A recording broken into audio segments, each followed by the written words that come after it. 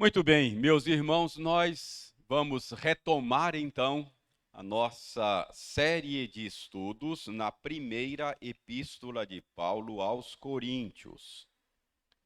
Temos chamado esta série de Problemas de uma Igreja Local, porque essa carta foi escrita exatamente para tratar de uma série de problemas de uma igreja local. E estamos no capítulo 7. Então, vamos voltar ao capítulo 7, que é o capítulo que temos focalizado.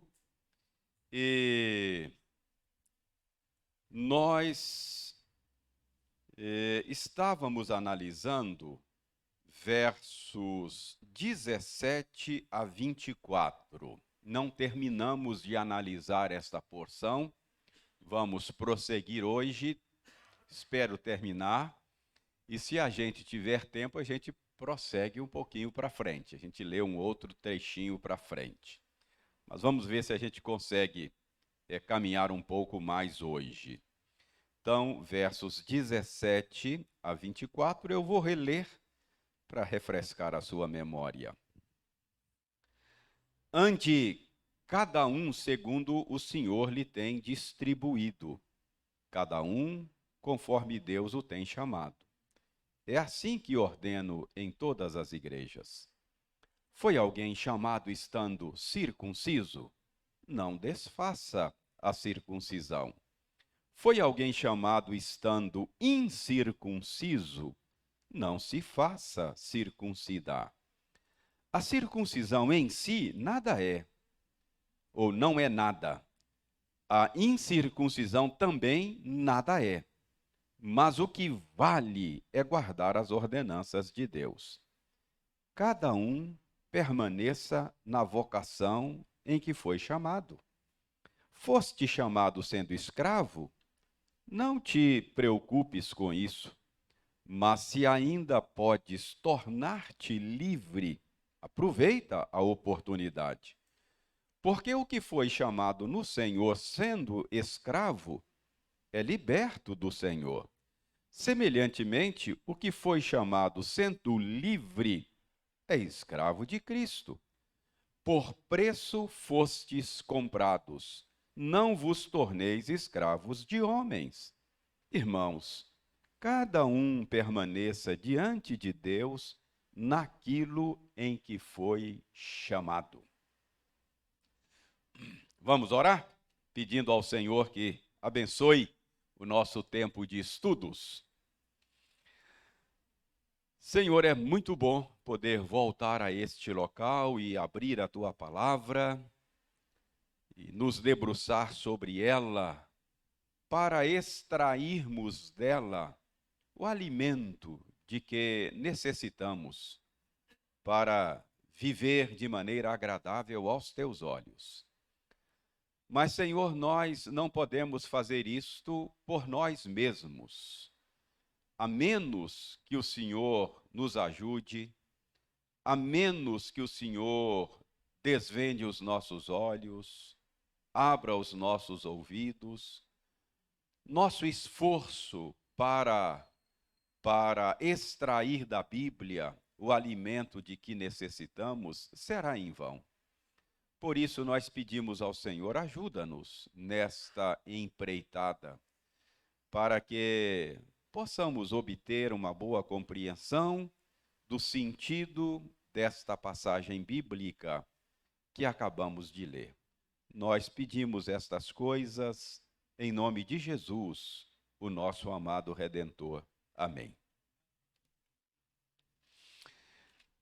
Nós já sabemos que aqui no capítulo 7, Paulo está respondendo uma série de perguntas que foram feitas a ele em uma carta que a igreja de Corinto enviou a Paulo. Já sabemos também que estas perguntas giram em torno do casamento, não é? Parece que todas elas estão relacionadas com o casamento.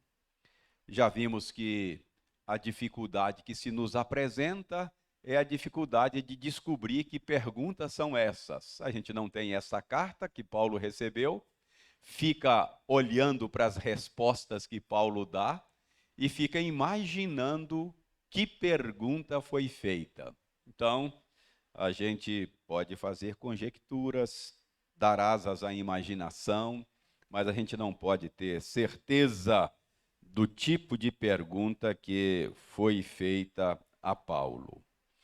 Nesta passagem, especificamente, nós vimos que parece que Paulo está fazendo uma digressão. Porque Paulo vinha falando de ficar solteiro, casar-se, e tratando de problemas relacionados com o casamento, e de repente chega no verso 17, parece que ele mudou de assunto. E diz: olha, cada um deve permanecer na condição em que foi chamado. Será que Paulo mudou de assunto? Será que Paulo abriu um parêntese por alguma razão? Será que Paulo está fazendo uma digressão? Nós defendemos a tese outro dia de que não há nenhuma digressão. Paulo continua tratando do mesmo problema que vinha tratando, que é o problema do casamento. Por que é que Paulo, então, trata desta necessidade de permanecer o crente na condição em que ele foi chamado? Vocês se lembram que eu aproveitei a oportunidade para mostrar para os irmãos que este princípio que Paulo ensina aqui é às vezes mal interpretado. Algumas pessoas acham que Paulo aqui está provando para nós que o cristianismo é um empecilho, é um estorvo para o progresso humano. Como assim? Você tem que permanecer na condição em que foi chamado? Se você foi chamado circunciso, fique aí circunciso, não mude a sua condição. Se você foi chamado escravo, permaneça escravo, não mude a sua condição. O cristianismo faz mal para a humanidade, porque ele emperra o progresso humano. Já derrubamos essa tese e não precisamos repetir isso, não é? E vimos que, de fato, Paulo precisa ser entendido no contexto. É que Paulo está respondendo uma pergunta que seria mais ou menos o seguinte: Paulo, eu me tornei cristão e o meu cônjuge não. Eu acho que eu preciso me divorciar porque o meu casamento agora não faz bem para a minha vida espiritual. Eu não vou conseguir ser um bom cristão casado com essa pessoa que não se converteu. Então, Paulo, eu acho que o meu divórcio é uma opção legítima e até desejável, porque eu vou me tornar um crente melhor. Então, é nesse contexto que Paulo disse: não, não, não, não. Cada um permaneça na condição em que foi chamado. O que Paulo quer que os seus leitores entendam que não há nenhuma necessidade de mudar a condição para ser um bom crente. Você pode ser um bom cristão nesta condição. O novo nascimento, a conversão ao cristianismo, não exige necessariamente uma mudança de posição e de status. Então, nós aplicamos isso. É como se alguém hoje dissesse: eu não sou um bom cristão porque trabalhando aí nessa empresa onde eu trabalho, com esse chefe chato, se eu fosse pelo menos supervisor, ia ser um bom cristão. Mas não dá para ser um bom cristão sendo um peão, não é? Então, Paulo diria: não, que é isso, rapaz, você pode ser um bom cristão mesmo sendo um peão. Se você não for um bom cristão peão, quando chegar supervisor não vai ser bom cristão também. Então, esse é o argumento que Paulo está usando aqui, que a sua condição não pode, o seu status não pode ser uma desculpa para uma vida cristã relapsa, não é? Então, é isso que Paulo está ensinando. Ele estabelece esse princípio e depois ele dá dois exemplos. O primeiro exemplo é o exemplo da circuncisão. Já analisamos esse exemplo que está no verso 19. E depois, quando chega no verso 21, ele dá um segundo exemplo. Este nós não comentamos. O segundo exemplo do princípio que Paulo usa aqui no verso 21 é o seguinte: foste chamado sendo escravo, não te preocupes com isso, não é? Mas se ainda podes tornar-te livre, aproveita a oportunidade. Porque o que foi chamado no Senhor sendo escravo é liberto do Senhor. Semelhantemente, o que foi chamado sendo livre é escravo de Cristo. Por preço fostes comprados. Não vos torneis escravos de homens. Então, Paulo usa esse segundo exemplo. E este segundo exemplo, ele também ele é um exemplo que Paulo usa e que é muito controverso.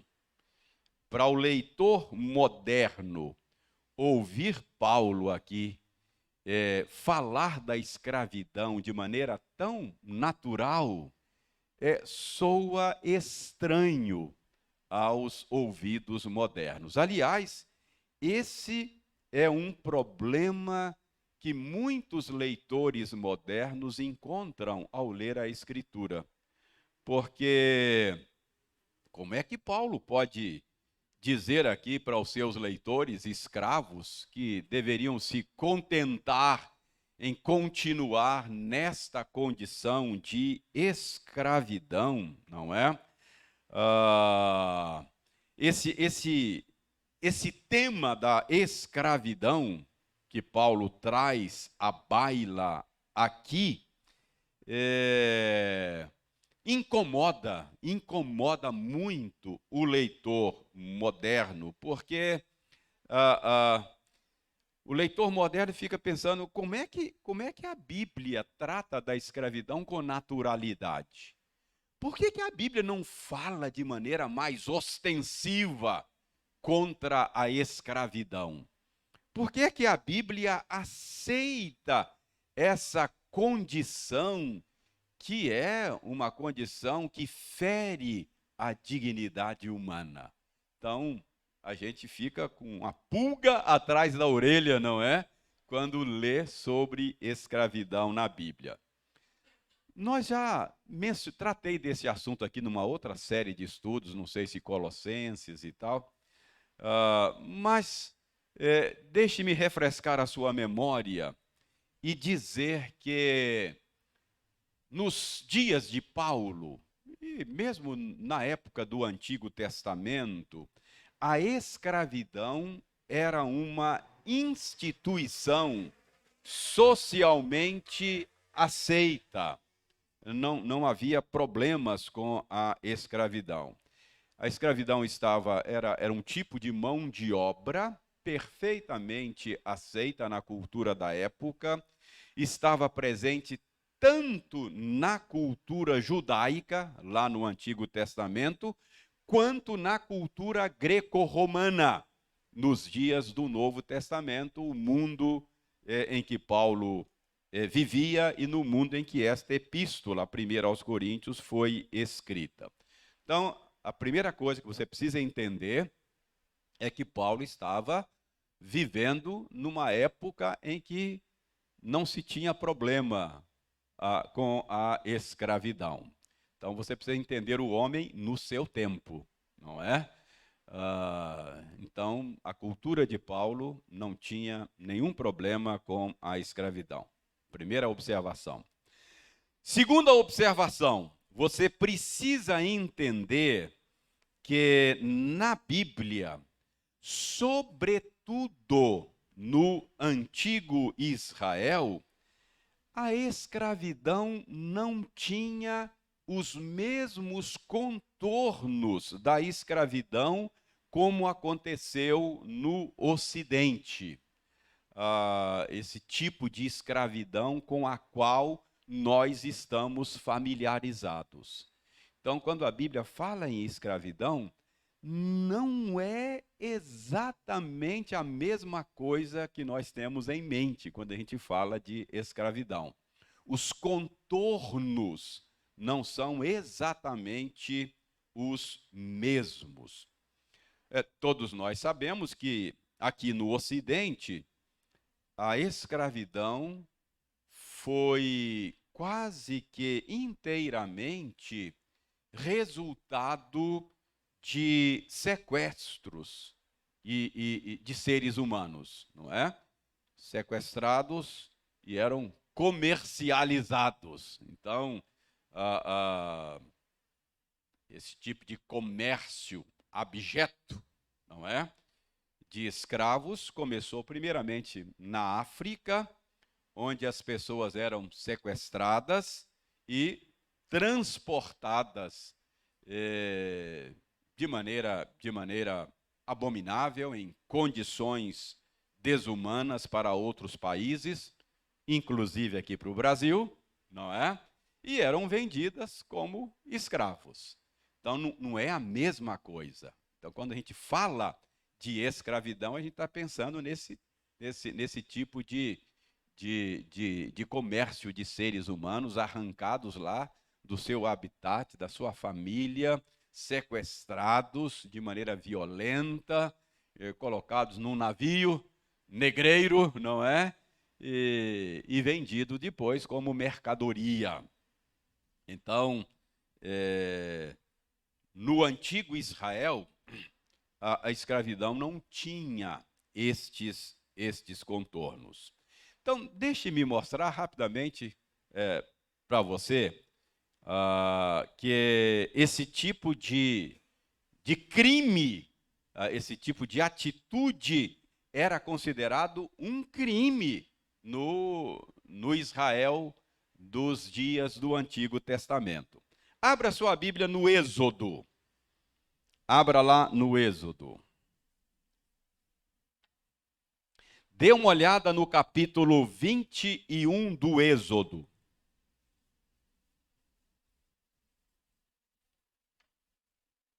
Olha o verso 16. Êxodo 21, 16. A legislação dada pelo Senhor a Israel qualifica aí como crime, não é?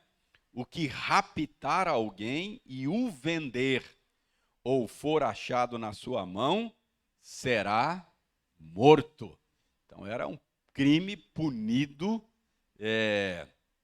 de maneira dura, não é? Com pena capital.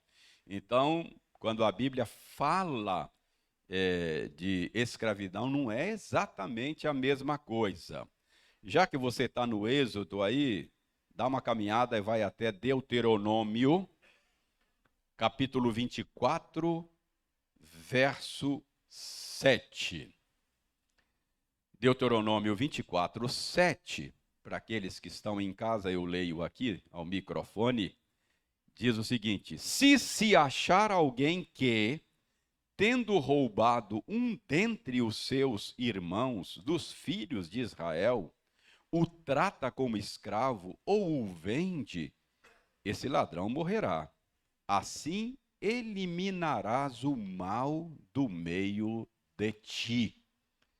Então, escravidão em Israel não é exatamente como nós conhecemos aqui na nossa história do Ocidente. Então a pergunta é: como é que alguém se tornava escravo no antigo Israel, não é? Tanto no antigo Israel como no mundo greco-romano. Então vejam bem, uma possibilidade de alguém se tornar escravo era em função de acordos de guerra, não é? Então, havia guerra entre dois povos, e um desses povos, vendo que não podia enfrentar o seu opositor, então poderia assinar um tratado de paz, cessar fogo e nesse tratado se oferecer para ser escravo e trabalhar para o outro rei. Então isso era perfeitamente possível, isso acontecia, não é? Em função de acordos de guerra. Deixe-me dar um exemplo para vocês. Deuteronômio 20. Deuteronômio 20, capítulo 20, verso 10 e 11. Olha só. Quando te aproximares de alguma cidade para pelejar contra ela, oferecer-lhe-ás a paz. Se a sua resposta é de paz e te abrir as portas, todo o povo que nela se achar será sujeito a trabalhos forçados e te servirá. Então, esta era uma possibilidade, a gente vê isso aqui nos 2 versos que lemos. Então, numa guerra, quem estivesse em condição desfavorável poderia negociar um tratado de paz, não é? E se oferecia como escravo do outro povo. Então, deste modo, era um tipo de escravidão menos desumana, pelo menos nesse caso aqui, porque era resultante de uma negociação, não é? É claro, não é o melhor dos mundos, mas não é a mesma coisa, não é?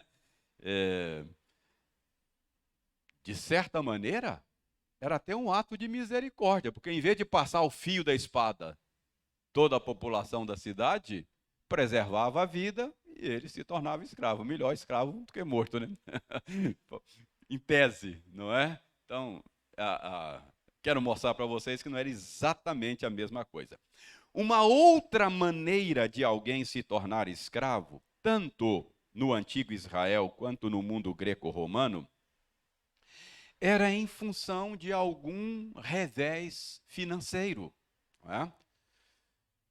Uma pessoa poderia se vender como escravo para saldar dívidas. Né? Podia acontecer.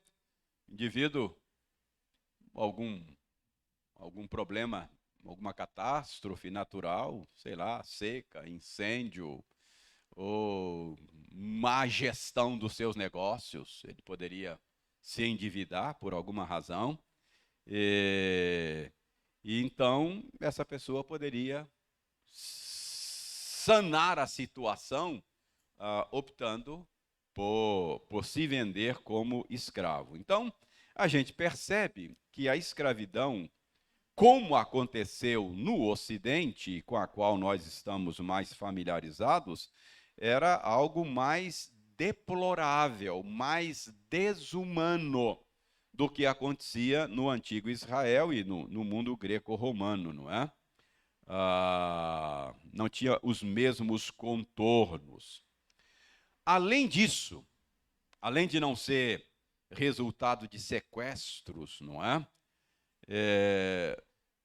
Os escravos, no contexto bíblico, eles tinham direitos garantidos por lei. A legislação previa alguns direitos. Abra Êxodo. Êxodo, vamos voltar lá no Êxodo, capítulo 21.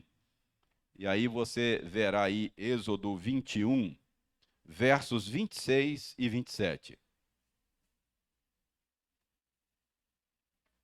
Veja aí.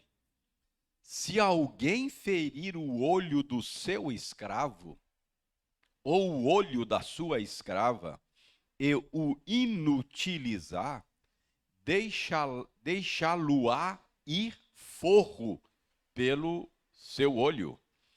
E se com violência fizer cair um dente do seu escravo ou da sua escrava, deixá-lo-á ir forro por um dente. Então, percebe que era uma legislação bastante humana, não é? Para com a mão de obra escrava. Deuteronômio 23 tem um outro exemplo de leis assim. Deuteronômio 23, versos 15 e 16, mostra-nos um outro exemplo. 15 e 16 de 23, Deuteronômio. Não entregarás ao Senhor o escravo que, tendo fugido dele, se acolher a ti. Contigo ficará no meio de ti, no lugar que escolher, em alguma de suas cidades onde lhe agradar. Não o oprimirás. Então, o escravo fujão não podia ser devolvido ao seu dono. Você deve estar se lembrando de Filemon, não é? Lembra da carta? Da carta lá a Filemon, uma cartinha pequena que Paulo fez a Filemon, devolvendo o escravo fujão dele, o Onésimo. Lembra? Paulo evangelizou o Onésimo e descobriu que ele era um escravo fugitivo. Falou, olha, você vai voltar lá para o seu dono. Mas, curiosamente, na cartinha, Paulo diz, olha, você vai receber agora o Onésimo não como escravo, mas como irmão em Cristo. Eu poderia, inclusive, segurá-lo aqui, porque ele está sendo útil. Paulo estava preso, mas Paulo, então, o mandou de volta e recomendou a Filemon que o recebesse como irmão em Cristo, e disse mais, se ele deu algum prejuízo a você aí, Filemon, põe na minha conta. Põe na minha conta, não é? Filemon era filho espiritual de Paulo. Paulo disse, você deve a mim muito mais, mas se houver algum prejuízo que Onésimo deu a você, põe na minha conta. Então, é um desses casos assim, de um escravo fujão. Mas aqui, na lei do antigo Israel, ele não podia ser devolvido, não é? Além disso, a lei dada pelo Senhor a Israel, a lei civil de Israel, garantia o descanso sabático para os escravos. Eles eram contemplados por esse tipo de descanso, não é? Dê uma olhada, Êxodo 20, verso 10. Êxodo 20, 10. Mas o sétimo dia é o sábado do Senhor teu Deus. Não farás nenhum trabalho, preste atenção, nem tu, nem o teu filho, nem a tua filha, nem o teu servo aqui é escravo, nem a tua serva, nem a tua escrava, nem o teu animal, nem o forasteiro das tuas portas para dentro.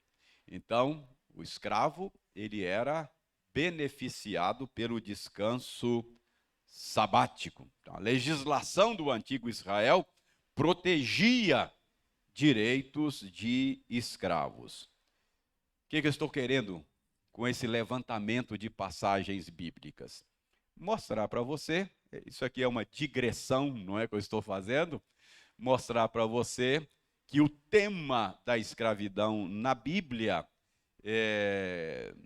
a escravidão da qual a Bíblia fala, não tem os mesmos contornos da escravidão que nós conhecemos aqui no Ocidente, né? Nos nossos dias. Nossos dias passados, né?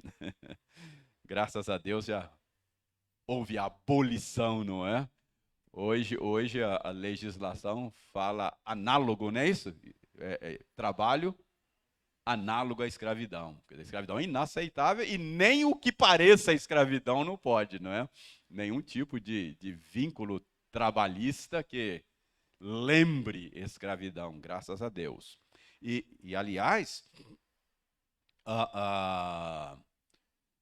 o movimento abolicionista, difícil de falar, o movimento abolicionista tem tem, tanto na Europa quanto no Brasil, tem raízes cristãs, não é? Wilberforce, lá na Inglaterra, e depois esse movimento na Inglaterra inspirou o movimento aqui no Brasil.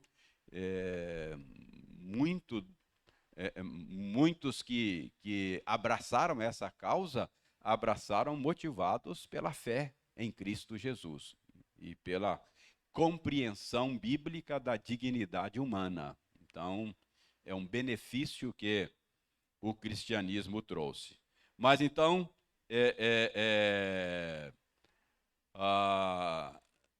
o que eu estou tentando mostrar a vocês é que não é exatamente a mesma coisa, não é?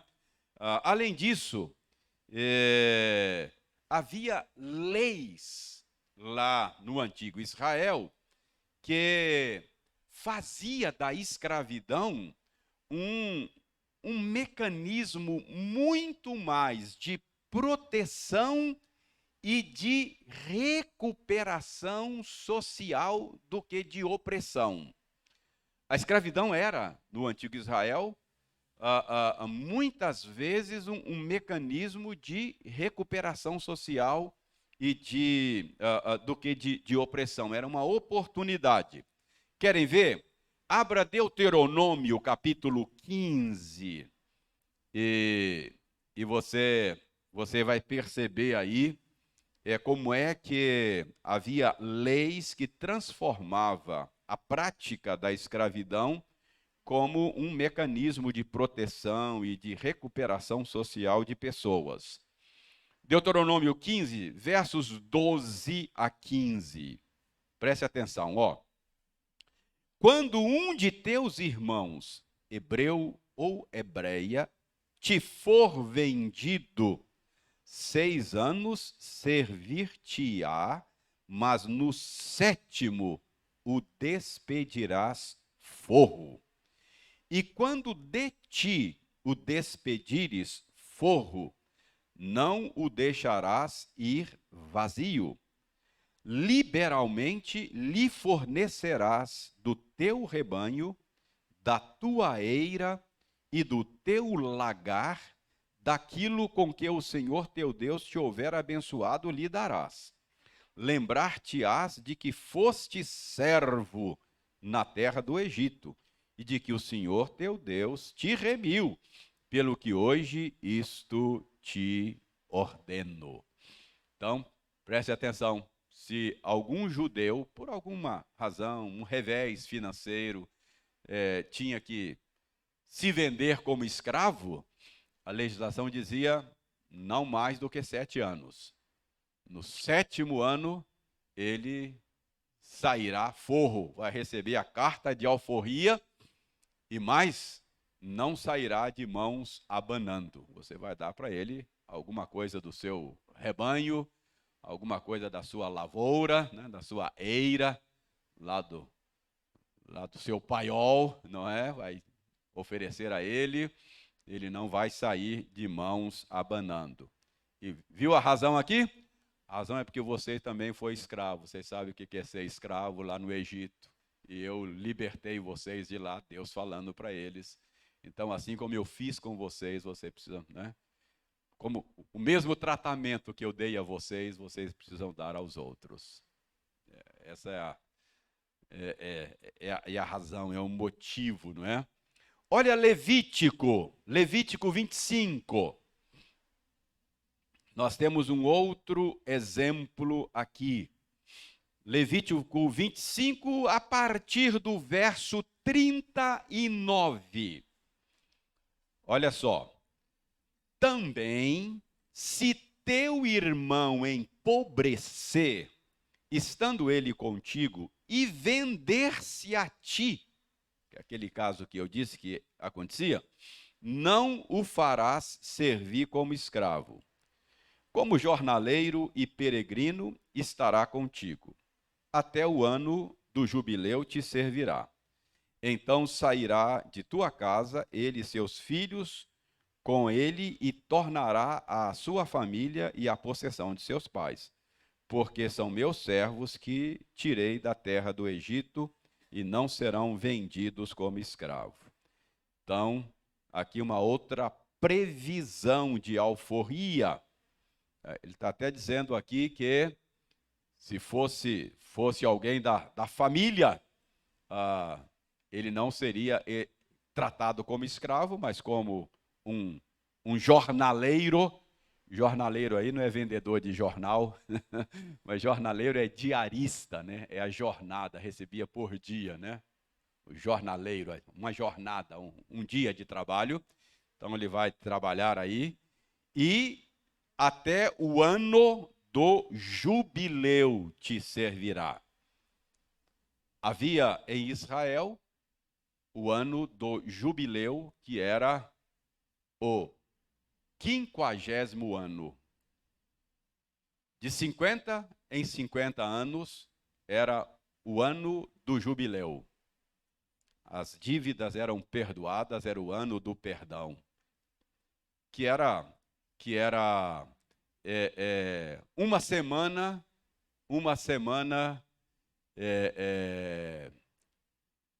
7 semanas de anos, não é? Uma semana de anos, 7 anos.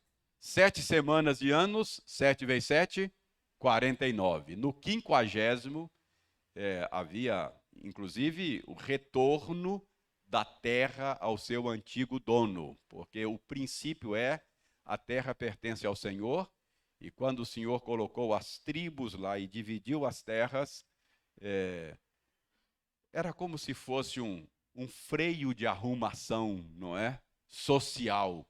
Uma reforma agrária de 50 em 50 anos para fazer os ajustes necessários para que para prevenir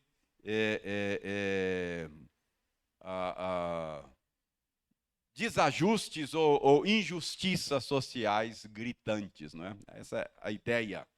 A ideia era essa, por detrás dessa lei. Então, o que eu quero mostrar com tudo isso? É que no caso de uma bancarrota financeira, a escravidão era muito mais uma instituição benevolente. Era uma solução para aquela situação em que a pessoa se encontrava, de pobreza. Né? Em outras palavras, era uma oportunidade de recomeçar a vida. Alguém que quebrava, não é? O sujeito abriu falência. Então ele tinha uma oportunidade, esse era um mecanismo legal, tinha a oportunidade de um recomeço, não é? Ele tinha prazo, o período de escravidão tinha prazo para terminar e ele não sairia de mão abanando. Além disso, a gente percebe nas escrituras, por exemplo, a gente percebe que havia mão de obra escrava de gente muito preparada, não é? Havia educadores. Vocês sabiam que o nome pedagogo, que a gente usa hoje, um pedagogo, era o nome de um escravo no mundo greco-romano? Abra sua Bíblia em Gálatas, capítulo 3. Então havia pessoas, escravos assim, com tarefas nobres. Então você ouve a figura, por exemplo, no Novo Testamento, do despenseiro, não é? Que era um escravo que cuidava da casa do seu patrão, era alguém de extrema confiança do patrão. O Gálatas 3 que eu quero mostrar é aquela figura que Paulo usa, né? Gálatas 3, verso 24, Paulo diz que a lei serviu de aio para nos conduzir a Cristo, a fim de que fôssemos justificados pela fé. Mas tendo vindo a fé, verso 25, já não permanecemos subordinados ao aio. Aio aí, tanto no verso 24 quanto no verso 25, é a tradução do termo pedagogo, não é? O termo grego pedagogo, que era aquele escravo responsável pela educação das crianças. Então, uma família abastada tinha lá um pedagogo que cuidava da educação das crianças. Paulo está usando essa figura, que era uma figura muito familiar. Qual era o papel da lei cerimonial no Antigo Testamento? No Antigo Testamento, Deus deu não princípios litúrgicos, né? Deus deu uma liturgia detalhada, com os mínimos detalhes. O culto do Antigo Testamento, ele era prescrito assim, até a roupa do sacerdote, de quem ia dirigir o culto, até a roupa era já era detalhada, era determinada, o tipo de animal, tal, aqueles detalhes, não é? Tudo especificado. Por quê? Porque era a época da infância do povo. Não é assim que a mãe faz com a criança pequena que vai para o acampamento da UCP a primeira vez? A mãe tem que detalhar tudo, né? Ó, abre a mala e fala, meu filho, aqui, ó, no primeiro dia, você veste essa camisa, essa bermuda e essa cueca aqui, tá bom? Ó, mamãe vai escrever aqui, ó, primeiro dia. Ó, do lado de cada malinha, tá bom? Ó, segundo dia, meu filho, ó, você vai vestir essa camiseta. Não é assim que a mãe faz? Não, com adolescente você não precisa mais fazer isso, né? Você já cresceu, falou, ó, põe na mala aí e se vira lá, não é? Percebe? Deus fez isso, Deus deu detalhes e por meio daqueles detalhes ele estava ensinando de maneira lúdica o evangelho para o seu povo. O que estava ensinando? Que Deus não aceita pecador. Que o pecado exige pena de morte. Sem derramamento de sangue não tem perdão. Deus não transige com o pecado. Pecador não é aceito na presença dele. Para pecador ser aceito na presença dele, tem que morrer. Alguém tem que morrer no lugar do pecador. Foi treinando o povo de uma maneira lúdica, não é? Com imagens, de maneira bem pictórica. Então, Paulo está dizendo, a lei serviu de aio. Ou seja, a lei era como esse escravo, pedagogo, na época da infância do povo. Para quê? Para conduzir a Cristo. Mas depois que a criança cresce, você não precisa escrever na mala lá que roupa que ele vai vestir no acampamento a cada dia, não é? Você não precisa, já passou dessa época. Agora, o culto cristão não é mais cheio de imagens. É em espírito, nesse que Jesus falou, que ia chegar o tempo, e já chegou, quando os verdadeiros adoradores adorarão o Pai em espírito e em verdade, não é? Bem-aventurados que não viram, creram. Hoje basta a palavra do Senhor, a palavra do Senhor, não é? Querer ver fogo cair do céu para crer é uma fé infantil. Já passou esse tempo, não é? Hoje basta a palavra do Senhor. Se o Senhor falou, pronto, não precisa cair fogo do céu. Percebe? Então, preste bem atenção. Eu estou entrando aqui em culto, mas o que eu estou querendo só mostrar aqui é que havia um tipo de escravo, assim, de um nível elevado, a escravidão da época, não é? Então, havia aí o aio. O escravo podia comprar a sua liberdade. E havia tratamento tão humano de alguns senhores que alguns escravos, mesmo tendo direito à alforria, preferiam ficar na casa do senhor. Tinha até uma marca que fazia um furo na orelha, assim, com uma suvela, não é? Ele tinha direito, é o ano do jubileu, você pode ir embora, não cumpriu. Falei, não, senhor, eu quero ficar aqui. Não quero ir embora, eu quero continuar servindo ao Senhor, não é? Então, é o escravo voluntário. Essa é a nossa relação com Jesus. Nós somos escravos dele. Mas a gente quer ser escravo dele. O jugo dele é suave, o fardo dele é leve. Para onde iremos nós? Só tu tens palavra de vida eterna. Nós não queremos sair do senhorio dele. É uma escravidão. Eu sou escravo, mas eu quero ser escravo dele. Não é? É uma escravidão voluntária. Essa é a ideia. Então, fica claro aqui, tem outros textos aqui, mas então fica claro aqui que escravidão não é a mesma coisa. Então vamos voltar lá para 1 aos Coríntios, que nosso tempo está terminado aí. 1 aos Coríntios 7, 21 a 23. Fostes chamado sendo escravo. Aí Paulo ilustra o princípio. Não te preocupes com isso. Mas, se ainda podes tornar-te livre, aproveita a oportunidade. Preste atenção que aqui são aquelas possibilidades, o ano do jubileu, ou você conseguiu comprar a sua alforria, ou você tem um resgatador, que era uma outra figura legal, não é? Que possa resgatar você. Então, não tem nenhum problema. Você pode mudar o seu status, a sua condição social.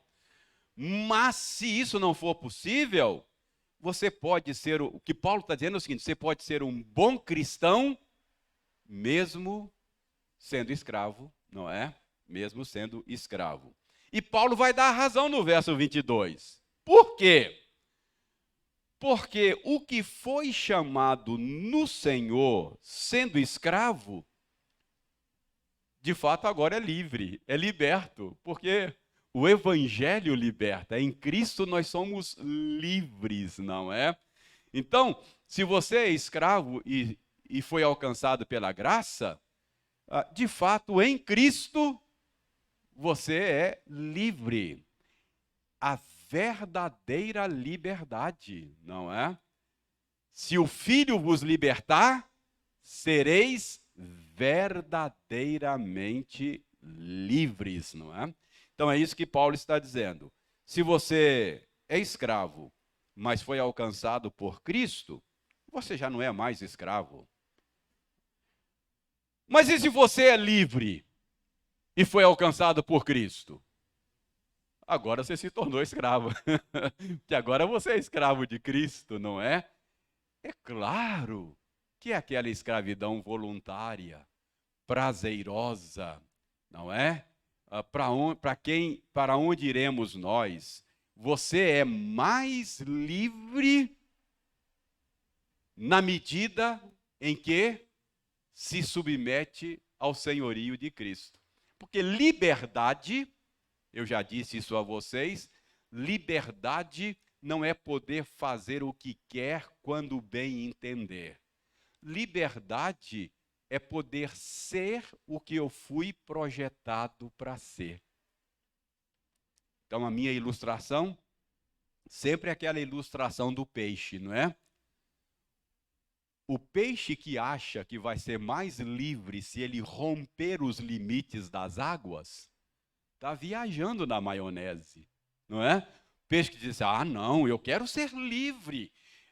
Eu quero romper os limites das águas, ficar aqui só dentro dos limites das águas, isso aqui me inibe muito. Eu gostaria eu gostaria de explorar mais o meu potencial, eu gostaria de romper os limites das águas. Isso não é liberdade no sentido bíblico.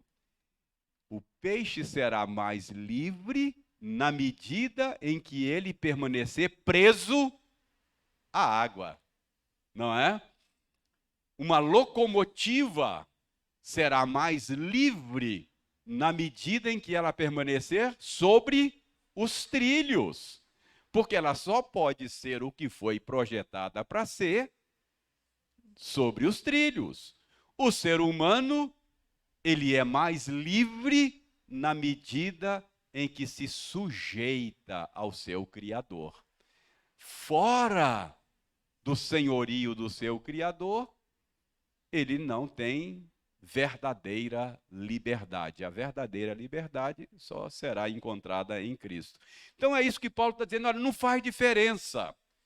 Não queira mudar o seu status. Se você é escravo, agora não é mais. Você agora é livre. Se você era livre, agora não é mais. Agora você é escravo, porque fostes comprados por preços, não é? É isso que Paulo diz no verso 23. Então, o que Paulo quer mostrar aqui é que o fato de ter sido chamado como escravo não impede a pessoa de ser um bom cristão. Pois, como diz aí, como diz o verso 2, o chamado cristão é ao mesmo tempo um chamado para a liberdade e para a escravidão. Ser chamado livre e ser chamado escravo não fará diferença.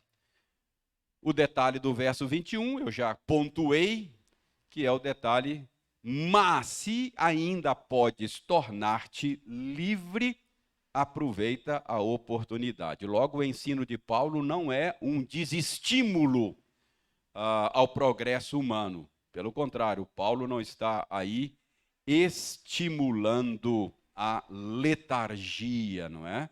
Se houver possibilidade, você pode ter a sua liberdade. Claro, sempre no contexto da época, não é?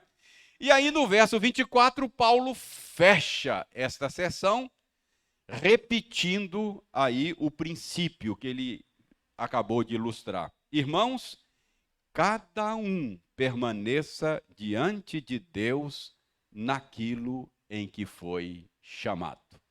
Então, esta é a aparente digressão que Paulo faz. Paulo diz que você pode permanecer na condição em que está para servir a Cristo. Dá dois exemplos, circuncisão e incircuncisão, escravidão e liberdade. E, como eu disse, repito, isso não significa que o cristianismo seja um estorvo para o progresso humano.